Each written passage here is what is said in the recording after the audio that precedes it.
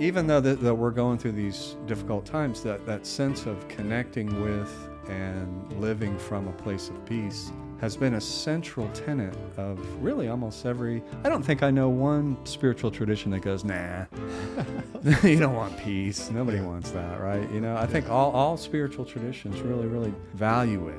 And value it not just as an ideal, as you're saying, or something that you ought to do, but as a potential that lives within each of us.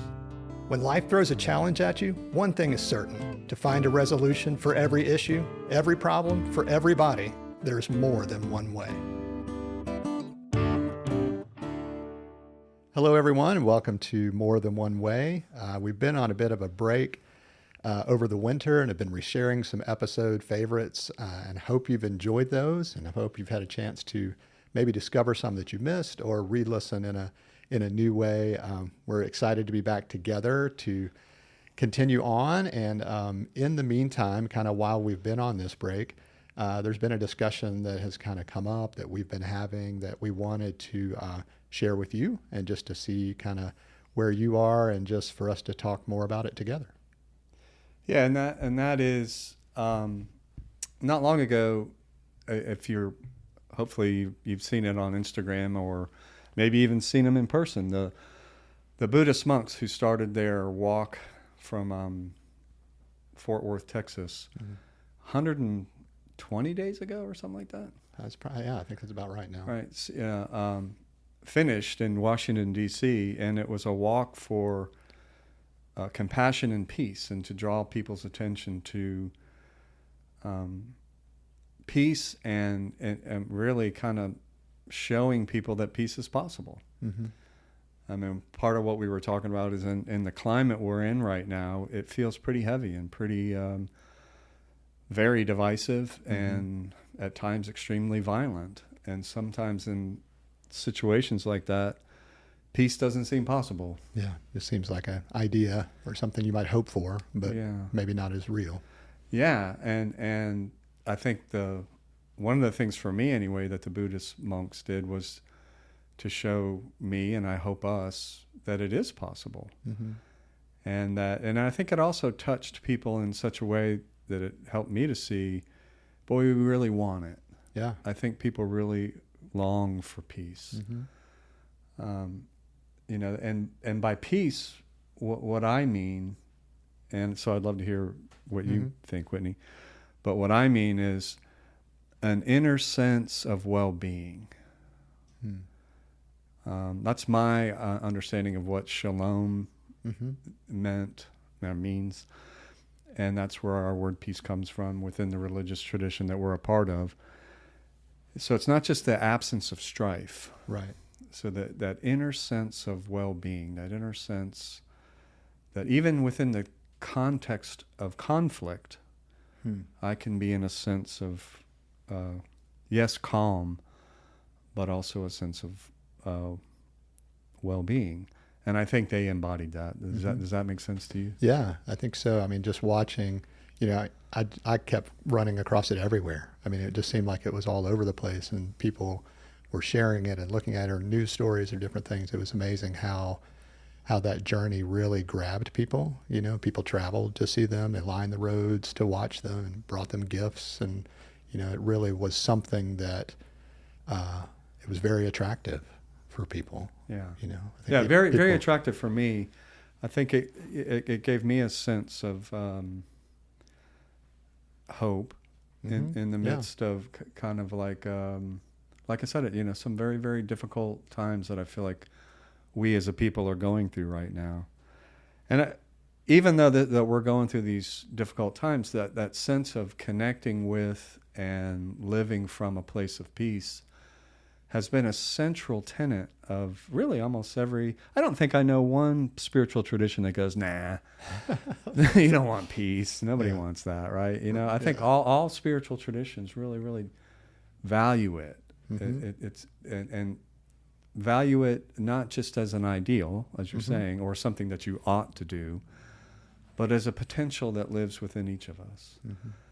And I think within the Christian tradition, one of the things that just pops up to me is the there's a letter that that guy Paul, who wrote a lot of letters in the New Testament, wrote to this church in Galatia, and they were having a really difficult time, and they were trying to figure out, what does it mean to follow Christ, and what does it mean to live from a Christ-like place, and all that stuff that oftentimes people who take the religious stuff very seriously are trying to figure out. And one of the things that Paul says to them is, well, one way that you can get in touch with that sense of what it is to follow Christ is, he called the fruits of the Spirit. And the fruits of the Spirit are what comes out of a living in a relationship, living in alignment with, living in connection to this energy, this stuff that we call spirit. And the fruits of the Spirit are love, joy, peace, patience, kindness, generosity, gentleness, self-control. Now, there's more, but those are the ones that he focused on, and peace being the one that we're looking at today. Yeah. And so for Paul, what the reason I'm going into this is, what he's saying is, peace isn't something that I just kind of generate on my own. Yeah. Or peace isn't something that just comes from if the circumstances around me are right or agreeable to what I think is good. Peace is a result of this relationship with Spirit. So he, once again, he calls it the fruit of the Spirit. So it's a tangible something that comes out of the person, and it doesn't come out of them because they did it. It comes out of them because they're living in this place of relationship with what he's calling Spirit. And I would say you could see some of that within the Buddhist monks. They might not call it the same thing. They might call it something different. And how they connect, how they do that, is in just this amazing amount of time they spend in meditation. Yeah. Right. So if you could, the way they, on every stop that they had a place to go and to sit and to be away from people for a length of time. And that's what they were doing. Sometimes they would eat, sure. Right. But then also there was that time. And by meditation, what I mean is to go inside, to move through the things that are happening within yourself that might not be so peaceful. Okay. And then find that place within you that is the source of peace. And from that, that's my sense of what Paul's talking about. That's my sense of when somebody says, I'm connecting to something greater than myself. To me, it's an internal thing. And then there's an external, you can see it. And I think, once again, I think you could see it in the Buddhist monks. Not in that they did anything magnanimous. Yeah, that's it's really just the way they were. Just the way they were. Yeah. Just in their presence. Yeah, and I think that's what to me that's what the fruits of the Spirit mean, and in particular, that's what we're talking about today. What peace looks like. It just kind of emanates from the person who's in that place. You get what I'm saying? Yeah, I just think it's just interesting to think about. I mean, would you say that peace exists? Just yeah. I mean, I think it's an energy. Yeah, it's a thing. Yeah, I think it's a thing. You know, which I think is interesting to think about it that way, with the idea of then it would make sense to me that then I can connect to it. You know, with the idea that it's there. But it's a thing that comes from this larger thing that that Paul was calling Spirit. So just one piece of that. Yeah, it's one piece of it, and it's one piece that we incarnate. Okay. Right, so that we as humans have our part to play in it. Because yes, if we don't incarnate it in many ways, then it is just a theory, or an ought to, or this is what you're supposed to do, or this is what I'm supposed to believe. But the idea is, no, you become that. Now, once again, it doesn't mean you're perfect. Right. Doesn't mean that you're never frustrated. It just means, for me anyway, it means okay, I've got to find a place where I can engage that. Mm-hmm.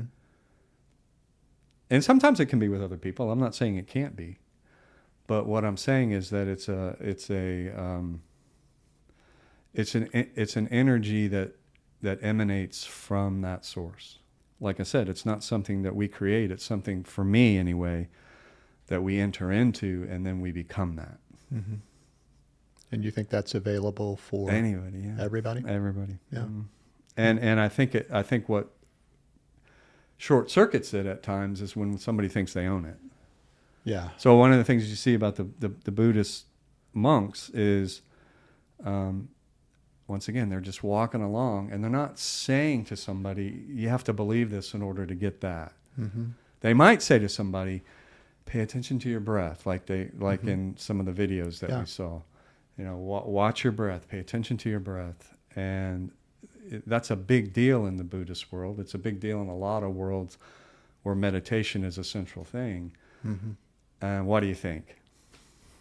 Not like there's an answer. What happens when you intentionally just breathe and pay attention to your breath? What happens to you? If I think about my own experience, I think it just slows me down. It just helps tune things out, somewhat, and just kind of, I feel more at ease. It just kind of brings a feeling. Yeah, so perhaps all those things are a part of the process of getting to peace. Yeah. Right? So maybe it's really hard to live life on the run and find peace. Yeah. Maybe not, but I'm just saying maybe. Right? Yeah. Right? So I think sometimes when I'm living frantically, because I feel like I have a lot to do, then peace seems almost impossible. Yeah. It just doesn't even seem like that's a thing. And so when I'm in that mode, then yes, I'm going to remember some of the things you just said. Well, what if I took a step back and slowed down for a little bit, intentionally paid attention to my breath? Physically, I think, what is it? Slows your heart rate down. Mm-hmm. It lowers your blood pressure. So it does all those things physically. And then I'm going to say kind of psycho-spiritually, once again, it connects you into something that's always around, but that we're not always aware of, right? Yeah. So it opens up a larger reality to life. And once you see the way those guys live their lives, the Buddhist guys, right? A lot of intention. Yeah, very patterned and ordered. Right, and the way that they talk about how they walked 2,000 or whatever miles it was, right? Yeah. So each step there was breath. Each step there was presence. Each step there was, right? And then part of that whole peaceful thing that they tried to share with other people, once again, is to bring it into your own intentional awareness. And the way that they said that was, well, why not let today be your peaceful day? Yeah. Once again, saying we can participate in that. Mm-hmm. But I think you have to be aware of it, and it has to be intentional. I don't think you just fall into it. Yeah. Maybe every now and again. I don't know. What do you think? Yeah, I think it does take some intention for sure, or a desire for it, a search. Yeah. Not that that every search is fruitful. Yeah. Yeah. But just the search itself, I think, moves us closer. Yeah. And I think the cool thing about the great religious traditions, the great spiritual traditions, is they help us with that search. Mm-hmm. They say, like I'm saying, so the Buddhist world says, try breathing, try pain, try this.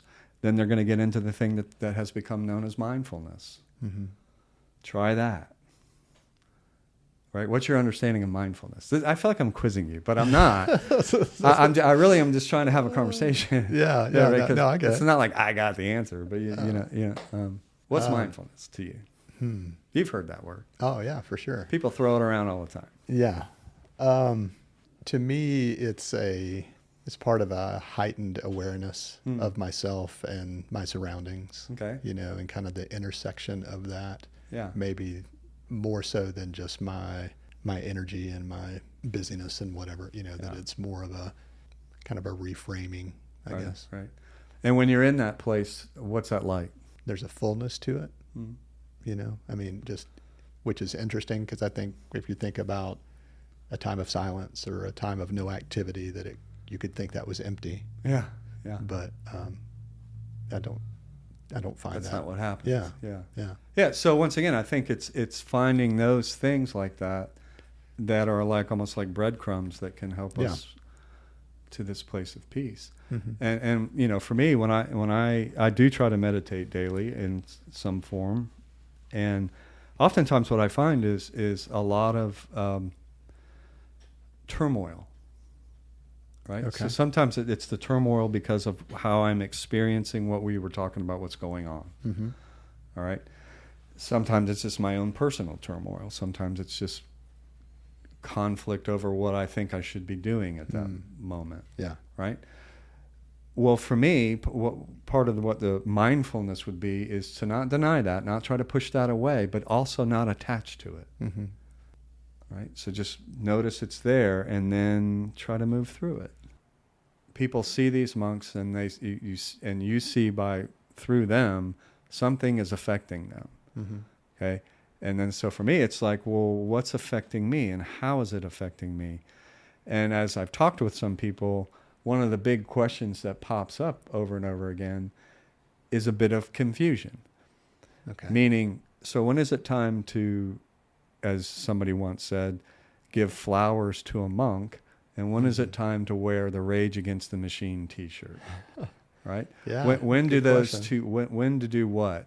And for me, you have to really pay attention to what's going on in you, and you have to decide which is the way you want to express whatever it is you feel like you're trying to express. So in our talk, we're saying peace.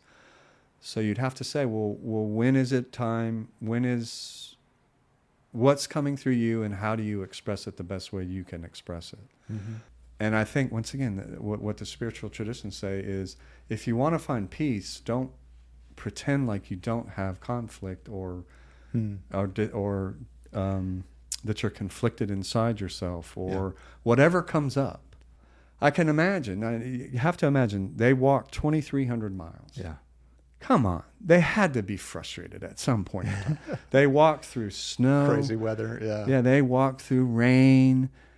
You know, they were not just, it was not just unicorns and cotton candy. It wasn't like somebody swept their path in front of them. That's right. Or they were walking sitting in through a car. garbage Yeah, and yeah. stuff, You know, 2,300 miles in a car would be hard. Yeah. You know, Oh, so of course, my guess is as they walked, all these things popped up. Mm-hmm. And part of getting to that place of peace and compassion is having peace and compassion for yourself.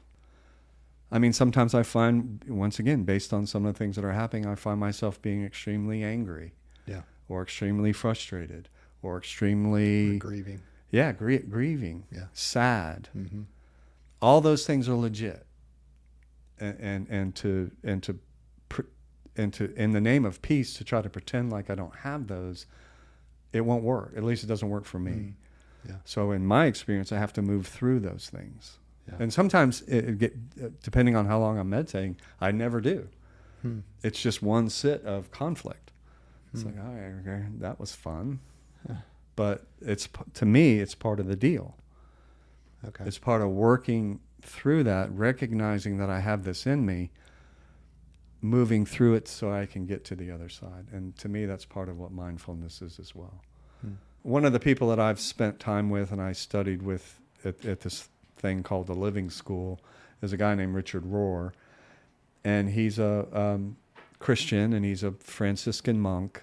And he has some influence on the way that I understand Christianity and things like that. And he started this center a while ago that initially was called the Center for Social Action. Okay. Right? So it was really, really about social justice and trying to bring justice into our country, which I think we always have to just pay attention to that. I think it's it's human nature sometimes to treat people really well, and it's human nature sometimes to not. Yeah. And so we just have to pay attention to it. And he founded this at a time where he felt like we needed more social justice. Mm-hmm. But what he found was that people would show up who were very attracted to social justice, and they were just angry at everything.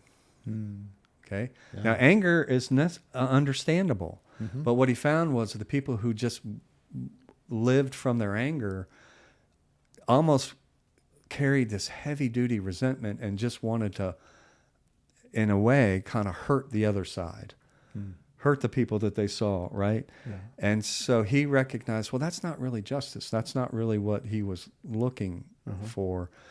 So what he found was they had to find a way for people to do their own inner work so that they could get in touch with that anger and transform it into a different kind of energy. Still want to use the energy to bring justice, but maybe not in quite that mean that oftentimes ended up turning into violence way, right? So then that's when he brought in the contemplation side. And so now the place is called the Center for Action and Contemplation. And his sense was you have to have both. It's not one or the other. And then you have to decide when to do what. Right? So how do you bring peace into wearing the Rage Against the Machine t-shirt? Yeah. That those two things can go together. And then you can rage all you want, just peacefully. Does that make sense? Yeah. Right. What a challenge. Yeah, it is a challenge. It is a challenge. Yeah. But once again, and I don't want to, keep coming back to the monks, but they have become my visual example of what our scriptures write about, what, like I said, all spiritual traditions write about. They become this visual example. And I think in some ways, though, it's not rage like in a violent expression, but it still has that strength and energy that you might associate with rage. To walk 2,300 miles through all the, like we said, all the things, took strength and perseverance and energy, right? So those two things can go together. It's just taking that strong energy of anger and trying to transform it into a more compassionate anger, more compassionate way to put it out there. Nothing wrong with the anger. I really don't think there is. Yeah. It's just when it rules, then you see what happens. Yeah. And it's usually violence. Yeah.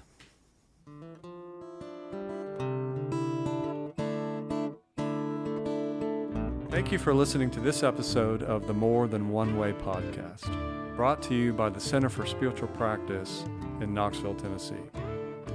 We really appreciate your time and would love to hear your feedback. You can reach us by emailing hello@morethanonewaypod.com, or you can connect with us on social media using the handle @morethanonewaypod. If you found this episode helpful, we hope that you'll share it with your friends, with your family, with people you work with all the people who you know. Thank you and take care.